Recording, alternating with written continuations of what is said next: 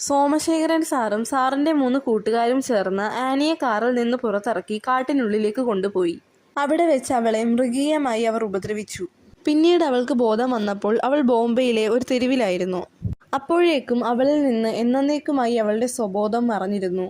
പ്രിയയുടെ അച്ഛനും തന്റെ അമ്മാവനുമായ അയാളും അയാളുടെ കൂട്ടുകാരും ചേർന്ന് ആനിയെ എന്തിനാണ് ഇങ്ങനെ ഉപദ്രവിച്ചതെന്ന് എത്ര ആലോചിച്ചിട്ടും ദീപുവിന് മനസ്സിലായതേയില്ല. അപ്പോഴാണ് ആദർശ് മറ്റൊരു കാര്യം അവരോട് പറഞ്ഞത്.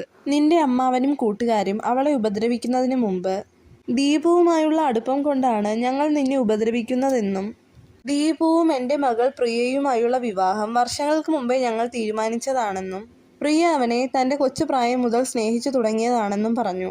അപ്പോഴാണ് ജോഷി ദീപുവിനെ മറ്റൊരു കാര്യം ഓർമ്മിപ്പിച്ചത്.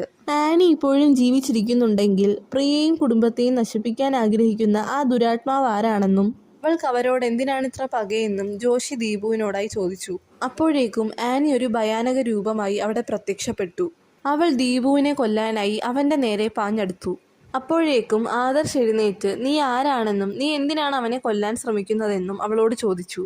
ഇത് കേട്ട അവൾ ഞാൻ വർഷങ്ങളായി അലഞ്ഞു നടക്കുകയാണെന്നും ഇവനെയും ഇവൻ്റെ കുടുംബത്തെയും നശിപ്പിച്ചാൽ മാത്രമേ എൻ്റെ പക പൂർണ്ണമാവുകയുള്ളൂ എന്നും അവൾ പറഞ്ഞു. നിന്നെ ആരാണ് ഇല്ലാതാക്കിയതെന്നും നീ ആരാണെന്നും ആദർശ് അവളോട് ചോദിച്ചപ്പോൾ ഞാൻ ആനി അല്ലെന്ന് മാത്രം തൽക്കാലം നിങ്ങൾ മനസ്സിലാക്കിയാൽ മതിയെന്നും ഞാൻ ആരാണെന്നുള്ള ഉത്തരം നാളെ നിങ്ങൾക്ക് ലഭിക്കുമെന്നും അവൾ പറഞ്ഞു. ഈ കഥ എല്ലാവരും ഒന്ന് ലൈക്ക് ചെയ്ത് സബ്സ്ക്രൈബ് ചെയ്ത് സപ്പോർട്ട് ചെയ്യണേ.